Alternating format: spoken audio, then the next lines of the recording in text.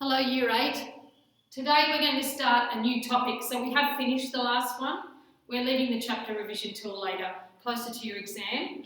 So our next topic is equations. In the next exam you are going to have algebra and equations tested in the same exam.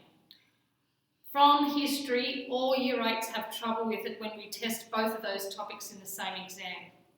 So we don't want you getting the two of them mixed up.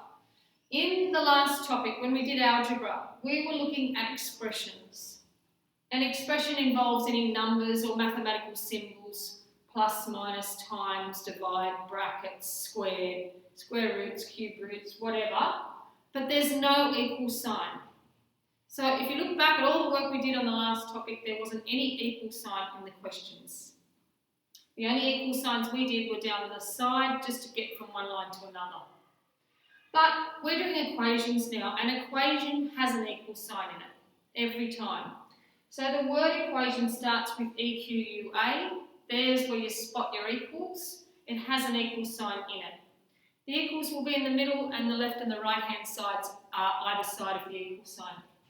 So when we're solving an equation, we need to find the value of the pronumeral or the letter. To do this, we're going to get rid of any number that is on the same side as the letter.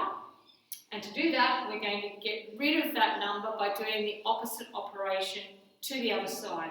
You'll see that when we're doing the examples. So over here, we're solving. Make sure you underline the instruction. And that means we have to find the value of the x. So we have to finish with x equals. So here's the question. We're going to keep our equal signs lined up while we do our working.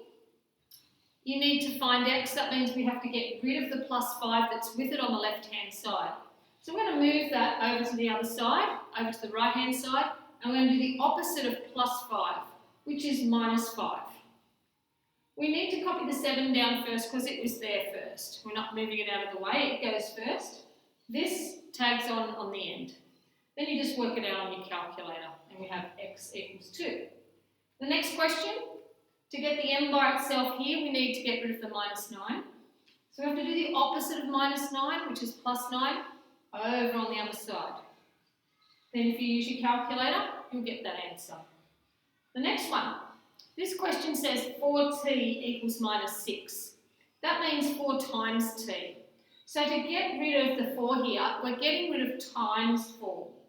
So when we come over to the other side, instead of timesing, we're dividing. And every time we do a division, we're going to write it as a fraction. So it's minus 6 divided by 4 is written as minus 6 over 4. Use your fraction key on the calculator to get that answer. The next question up here, to get the k by itself, we're getting rid of the over 7 or the divided by 7. So we're going to take that to the other side and do the opposite of divided by, which is times. So instead of dividing by 7, we're going to times by 7 over there. Use your calculator and get your answer. The next one, these ones get mucked up in the exam, so you've got to be really careful. We are dividing by minus 7 at the moment. The opposite of divided by is times. So we're going to times by minus 7 over here. You're not doing the opposite of minus, okay, because you've got to think about what you're actually doing here. We're doing k divided by minus 7. So we want to do the opposite of divided by, which is times, and the number itself will stay with it, times minus 7. Use your calculator to get your answer. In the next one, similar thing, minus 12n means minus 12 times n. So we're going to do the opposite of times minus 12, which is divide by minus 12. Make sure you write it as a fraction. Your calculator will give you that answer. On this next one, this question says minus a equals 3. We know that if there's no number, there's a 1 in there. And we also know that between the minus 1 and the a, there is a times. So we're getting rid of all of that, the times minus 1.